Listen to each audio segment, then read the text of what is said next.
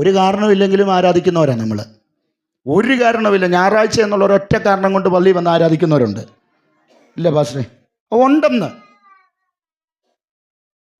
ഞായറാഴ്ചയാണെന്ന് കലണ്ടറിൽ കണ്ട ഒറ്റ കാരണം കൊണ്ട് ആരാധിക്കുന്നുണ്ട്. ഇനി ഞായറാഴ്ച പള്ളിയിൽ വന്നില്ലെങ്കിൽ പാസ്റ്റർ വിളിക്കുമെന്നുള്ള കാരണത്താലും പറഞ്ഞ് ആരാധനയ്ക്ക് വരുന്നവരുണ്ട്. ഇനി ഞായറാഴ്ചയാണ്, പള്ളിയിൽ പോയില്ല, പാസ്റ്ററും വിളിക്കുകയല്ല, ദൈവസഭയെന്ന് ആരും വിളിക്കുകയല്ല. അയൽവക്കത്തുകാർ ചോദിക്കും, നിങ്ങൾ പെന്തക്കോസുകാരല്ലേ, പള്ളിയിൽ പോയില്ലേ? അപ്പം ഇന്ന കാരണമെന്നൊന്നും, എന്ത് കാരണത്തിനും ആരാധിക്കുന്നവരാണ് നമ്മുടെ ഇടയിലുള്ളവർ. അങ്ങനെ ആരാധിക്കാൻ ഒരു പ്രമാണം നമുക്കില്ല. അങ്ങനെ ദൈവമുഖത്തേക്ക് നോക്കാനും ഒരു പ്രമാണമില്ല. പ്രമാണം കൊടുത്തിരിക്കുന്നത് എന്താണെന്നറിയാമോ? ദൈവമുഖത്തേക്ക് നോക്കുന്നവർ, ഒന്ന്, ഹിസ്കിയാവ് ചെയ്തത് പൂജാഗിരികളെ തകർത്ത് കളഞ്ഞു. ശ്രദ്ധിച്ചോണം, എനിക്ക് തമിഴിൽ ആ പദം അറിയത്തില്ല, അത് നിങ്ങൾ അറിയാമെങ്കിൽ നിങ്ങളുടെ ഹൃദയത്തിലിരിക്കട്ടെ. അത് തകർക്കാനുള്ള സാധനമായതുകൊണ്ട് ഇത് തകർത്തട്ടെ നിങ്ങൾ പരസ്പരം പോകാവുള്ളൂ. ഒന്ന്, പൂജാഗിരികളെ തകർത്തു കളഞ്ഞു.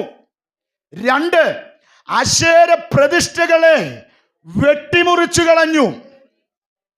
മൂന്ന്, വിഗ്രഹങ്ങളെ തച്ചുടച്ചു കളഞ്ഞു. കരമുയർത്തി സ്വോത്രം പറ. ഒന്ന്, പൂജാഗിരികൾ. എന്താ പൂജാഗിരികൾ എന്ന് പറഞ്ഞ് പ്രാർത്ഥിക്കാൻ പോവുകയാണ്. ഒരു ചരിത്രകാരൻ എഴുതിയിരിക്കുന്നു, പൂജാഗിരികളെ ആത്മീക അർത്ഥത്തിലും ആക്ഷരികമായ അർത്ഥത്തിലും കാണിച്ചിരിക്കുന്നത് നിഗള സ്വഭാവത്തെയാണ്. ഇവർക്ക് മനസ്സിലായി എൻ്റെ പോക്ക് എങ്ങോട്ടാണെന്ന്. എൻ്റെ പൊന്നു സഹോദരങ്ങളെ, ഹൃദയത്തിൻ്റെ അകത്ത് ഞാനെന്ന ഭാവം മാറ്റി എന്നെ മുൻസ്ഥാനത്തിൽ കൊണ്ടു നിർത്തി ഒരു നിഗള സ്വഭാവവും ഉന്നത ഭാവവും മാറി. വിശുദ്ധ വേദ പുസ്തകം പറയുന്നു, ക്രിസ്തുവിൻ്റെ മനോഭാവം നിങ്ങളുടെ ഹൃദയത്തിലുണ്ടാകട്ടെ. അപ്പോൾ ക്രിസ്തുവിൻ്റെ ഭാവമുള്ളവർക്ക്